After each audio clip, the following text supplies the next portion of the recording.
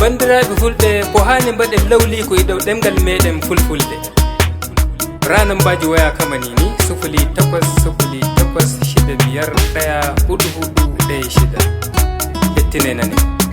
Hayra Sound Studio Mijiba.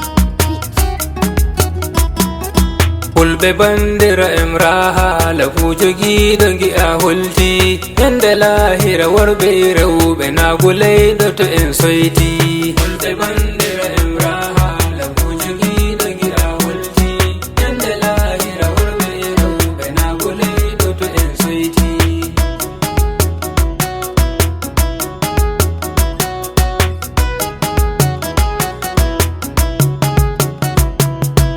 Al-Afu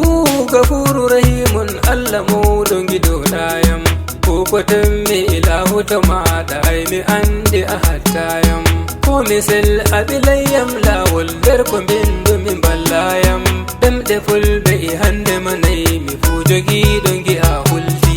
Fulɓe bandira em raha lafu jogiɗo gi'a hulti yande lahira worɓe rewɓe nagulayɗo to en soyti. Banda non hami homna lilaɗo Allah belde e dow kinnal ɓiɓɓe makko e rewɓe shigoɓe fuu mo hani bila shangal har e tokkuɓe har moɗiɓe har e min rammi dow leggal. Allah walli to ɗemgal fulɓe fuu nanoyɗo gi'a hewti. Fulɓe bandira em raha lafu jogiɗo gi'a holti yande lahira worɓe rewɓe nagulayɗo to en soyti. Fullo wardaraɗa ɗo haade omtu nofti nana haala ko nanɗa to min Abdallah ya to bandira em kolla anni fuu ko bi'a wigo nga bande fewre kula Allah kodi yoɗi ko jangine fulɓe fuu sajiɗo gi'a semti. Fulɓe bandira em raha lafu jogiɗo gi'a hulti yande lahira worɓe rewɓe nagulayɗo to en soyti. Fulɓe ladde e gonɓe e gelle haala gonga kanjaytaymi wakkatire waɗinde jogaki ɗemɗe fulɓe to on faami ko batta mbi'e fulfulde na e hausa mbi on to min sengi alaki holmonko shifu to kon goni kon gayti. Fulɓe bandira em raha lafu jogiɗo gi'a holti yande lahira worɓe rewɓe nagulayɗo to en soyti. Sore sore e jonde e koggal ko e tawi waɗu fulfulde taseka kubina al'ada hukku shole e nder dande nami har jonga makaroni futo gonɗa nde sakodde ɗon iyardude ma e fedande ko moye warina suuti. Fulɓe bandira em raha lafu jogiɗo gi'a holti yande lahira worɓe rewɓe nagulayɗo to en soyti. Ɗon ila fulfulde e mawni Allah ɓantinde na yimɓe raru podiyo men in fullo mangu yottake har lamɓe futo lamɓe woni to arari na in fewre ba in fulɓe. Allah laamo bila fulfulde har shaliɗo nde na semti. Fulɓe bandira em raha lafu jogiɗo gi'a holti yande lahira worɓe rewɓe nagulayɗo to en soyti. Fulɓe men to ali fulfulde inna en goni wattane to ɗemɗe woni ngal inna tamburi tagu sey ko nden raru ɗon sukayel musinayngel inna maggel e nder bernde yeeso makko gi'a ngel ɓucci ko o ɗortina ngel aati. Fulɓe bandira em raha lafu jogiɗo gi'a holti yande lahira worɓe rewɓe nagulayɗo to en soyti.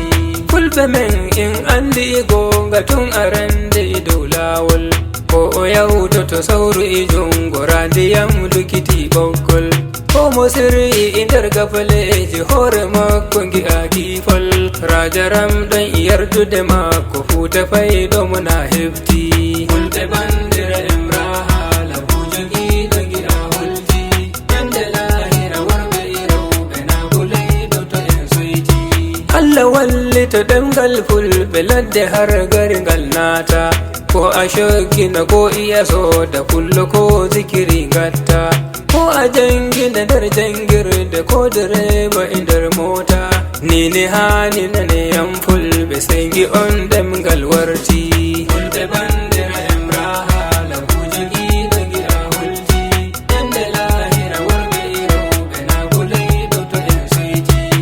to gonɗen gaɗe al'ada banda simtuki gadden ɗum fullo futo woni ha'i sauru gambari idara boɗɗum nakayejo ba har surbajo huko woɗi to en ferɗum habre wujjugina ɗum haali bandirawo to en kefti